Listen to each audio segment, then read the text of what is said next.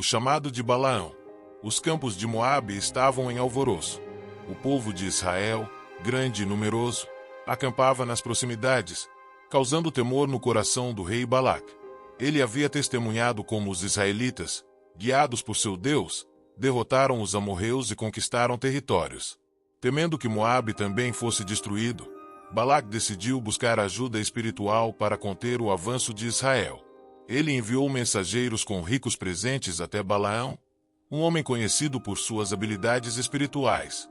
Os emissários chegaram à sua casa com um pedido claro: venha e amaldiçoe Israel para que possamos derrotá-los. Balaão, um homem respeitado, mas também ambicioso, ouviu atentamente a proposta, mas respondeu com cautela: fiquem aqui esta noite. Consultarei o Senhor, e ele dirá o que devo fazer. Naquela noite, Deus falou com Balaão, perguntando: quem são esses homens em sua casa? Balaão explicou o pedido de Balac, mas Deus foi direto em sua resposta: não vá com eles. Não amaldiçoe esse povo, pois ele é abençoado. Pela manhã, Balaão transmitiu a resposta aos mensageiros. Eles retornaram a Balac, que, frustrado, decidiu intensificar sua proposta. Desta vez, ele enviou líderes mais importantes e prometeu recompensas ainda maiores. Não deixe de vir, eu lhe darei grandes honrarias, insistiam os novos emissários. Balaão, atraído pela promessa de riquezas, hesitou. Ele sabia que o Senhor já havia dado sua resposta, mas pediu novamente para que os visitantes permanecessem enquanto consultava a Deus mais uma vez. Naquela noite, Deus respondeu de maneira diferente: vá com eles, mas somente diga o que eu lhe ordenar. Balaão, animado pela permissão, rapidamente preparou-se para partir na manhã seguinte. No entanto, o que ele não percebia era que seu coração estava dividido entre a obediência a Deus e o desejo pelas riquezas oferecidas por Balac. Ele não sabia que sua jornada seria marcada por um confronto divino que mudaria tudo. A jornada interrompida. No início da manhã, Balaão montou em sua jumenta e começou sua jornada acompanhado pelos emissários de Balac. A estrada diante dele parecia tranquila, mas nos céus, algo invisível ao olho humano estava acontecendo. Um anjo do Senhor foi enviado para bloquear o caminho, portando uma espada brilhante, um símbolo da justiça divina. A jumenta, dotada de uma sensibilidade que Balaão não tinha naquele momento, viu o anjo e parou abruptamente no caminho. Seus olhos arregalados fixaram-se na figura celestial que pairava à frente. Mas para Balaão, o silêncio da manhã só foi interrompido por sua própria irritação. Ele puxou as rédeas, tentando forçá-la a continuar, mas a jumenta desviou-se para o campo. Por que você está fazendo isso? Gritou Balaão, frustrado. Ele desceu e golpeou a jumenta, tentando fazê-la obedecer. A viagem era urgente. Ele precisava chegar ao rei Balac. Mais adiante, em uma passagem estreita entre dois muros de pedra, o anjo reapareceu, bloqueando novamente o caminho. Desta vez, a jumenta, sem espaço para fugir, pressionou-se contra o muro, machucando a perna de Balaão. Ele gritou de dor e, em sua ira, bateu nela novamente. Então, pela terceira vez, o anjo do Senhor posicionou-se no caminho, em um local tão estreito que não havia para onde escapar. A jumenta, exausta e temerosa, simplesmente ajoelhou-se no chão. Balaão, cego para a presença divina, explodiu em raiva e golpeou a jumenta mais uma vez. Foi nesse momento que algo extraordinário aconteceu. Deus abriu a boca da jumenta, e ela falou com uma voz clara e serena: o que eu fiz para que você me batesse 3 vezes? Balaão, chocado, respondeu sem pensar: você zombou de mim. Se eu tivesse uma espada, agora mesmo eu a mataria. A jumenta replicou: eu não sou sua jumenta, que você tem montado toda a vida. Alguma vez eu agi assim antes. Balaão começou a perceber a gravidade da situação, mas antes que pudesse responder, Deus abriu seus olhos. Ele viu o anjo do Senhor parado à frente, com a espada desembainhada e um olhar que mesclava autoridade e misericórdia. O profeta caiu com o rosto em terra, tremendo. O anjo falou: por que você bateu em sua jumenta? Eu vim para se opor a você porque seu caminho é imprudente diante de mim. Se não fosse por sua jumenta, que me viu e desviou-se 3 vezes, eu teria tirado a sua vida e poupado a dela. Balaão, humilhado e arrependido, respondeu: Pequei. Não sabia que o Senhor estava contra mim. Se for da sua vontade, eu voltarei. Mas o anjo instruiu: Vá com os homens, mas fale apenas o que eu lhe disser. A jornada continuou, mas Balaão agora estava consciente de que sua missão não seria ditada por riquezas ou ambições, mas pela palavra do Senhor. O encontro com Balaque. Quando Balaão finalmente chegou ao território de Moabe, Balaque veio ao seu encontro. O rei estava ansioso e, ao mesmo tempo, frustrado com a demora de Balaão.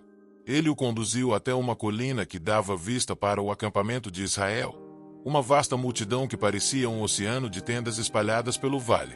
Por que demorou tanto? Questionou Balaque, com um tom de impaciência. Não enviei mensageiros com promessas de grandes recompensas. Balaão, mais introspectivo após sua experiência com o anjo do Senhor, respondeu com cuidado: Sim, rei Balaque. Porém, saiba disto, agora estou aqui, mas só posso falar o que o Senhor me ordenar. Balaque, ignorando a advertência, levou Balaão a um lugar elevado chamado Bamote Baal, onde se erguia um altar dedicado aos deuses de Moabe. O local estava preparado com sacrifícios. 7 altares foram construídos, e sobre cada um havia um novilho e um carneiro prontos para serem oferecidos. O rei, confiante no poder do profeta, declarou: Olhe para eles, Balaão, toda aquela multidão. Eles são uma ameaça ao meu reino. Amaldiçoe-os para que eu possa derrotá-los. Balaão pediu que Balaque aguardasse junto aos altares enquanto ele se retirava para buscar orientação do Senhor. Subindo mais alto na montanha, Balaão ergueu os olhos para os céus e orou: Ó Deus, que palavra tu tens para mim? O que devo dizer a este rei? De repente, a presença divina encheu o lugar, e Deus colocou suas palavras na boca de Balaão. O profeta desceu até onde Balaque esperava e começou a falar: Não uma maldição, mas uma bênção. Como posso amaldiçoar quem Deus não amaldiçoou? Como posso condenar quem o Senhor não condenou? Do topo das rochas, eu os vejo, das alturas, os observo. Eles são um povo que vive à parte, que não se mistura entre as nações. Quem pode contar o pó de Jacó ou enumerar uma quarta parte de Israel? Que eu morra a morte dos justos e tenha meu fim como o deles. Balaque ficou furioso. O que você fez?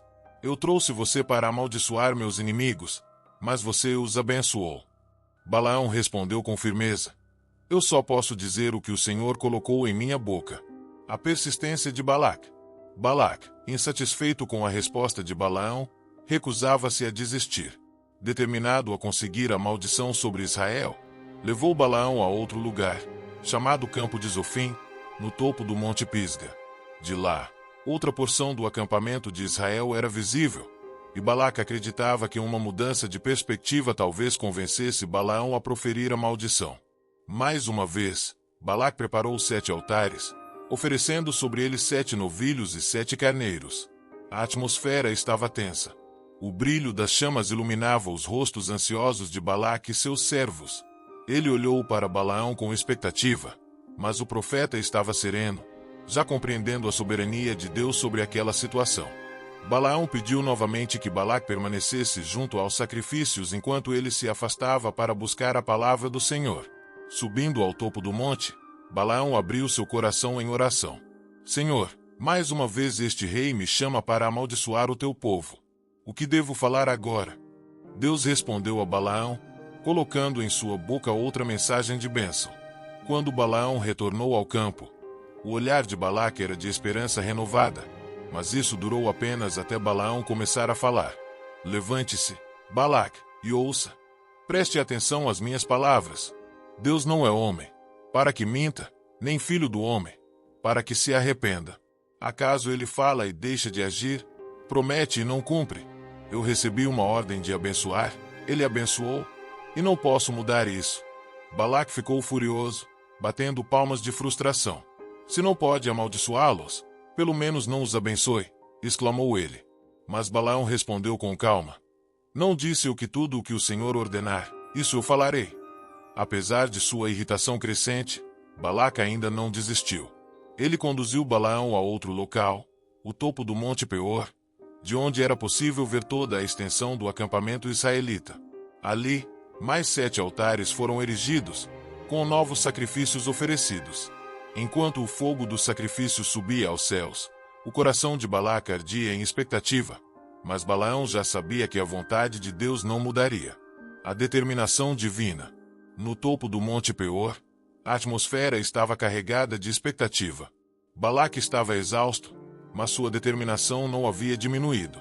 Ele olhou para Balaão com esperança renovada, acreditando que aquele lugar sagrado, com a vista de toda a extensão do acampamento de Israel, seria o ponto onde finalmente conseguiria a maldição desejada. Como nos locais anteriores, 7 altares foram erigidos, e sobre cada um deles, um novilho e um carneiro foram sacrificados. Balaque observava o profeta com olhos fixos, buscando sinais de que desta vez o resultado seria diferente. Balaão se afastou novamente para buscar a palavra do Senhor. Subiu mais alto na encosta do monte. Ali, entre o vento que soprava e o silêncio sagrado da natureza, ele ouviu a voz de Deus mais uma vez. Balaão, Deus disse com autoridade, abençoarei este povo porque eles são meu tesouro. Proclame o que eu colocarei em seus lábios. Quando Balaão desceu, Balaque mal podia conter sua ansiedade. Balaão ergueu a mão, sinalizando que iria falar. Ele começou com um tom de solenidade que fez o coração de Balaque tremer. Quão belas são as tuas tendas, ó Jacó! As tuas moradas, ó Israel! Elas se estendem como vales, como jardins junto aos rios, como árvores de aloés plantadas pelo Senhor, como cedros junto às águas. Enquanto Balaão proclamava essa bênção, o rosto de Balaque transfigurou-se em frustração e incredulidade. A cada palavra, ficava claro que Deus não só recusava a maldição, mas exaltava e protegia Israel com um zelo incomparável. Balaque gritou, já basta, eu o trouxe para amaldiçoar meus inimigos, mas você os abençoa repetidas vezes. Balaão, no entanto, permaneceu firme. Eu não posso ir além do que o Senhor ordena. Ele abençoa, e ninguém pode revogar suas palavras. Com isso, Balaque finalmente cedeu, mas sua raiva era evidente.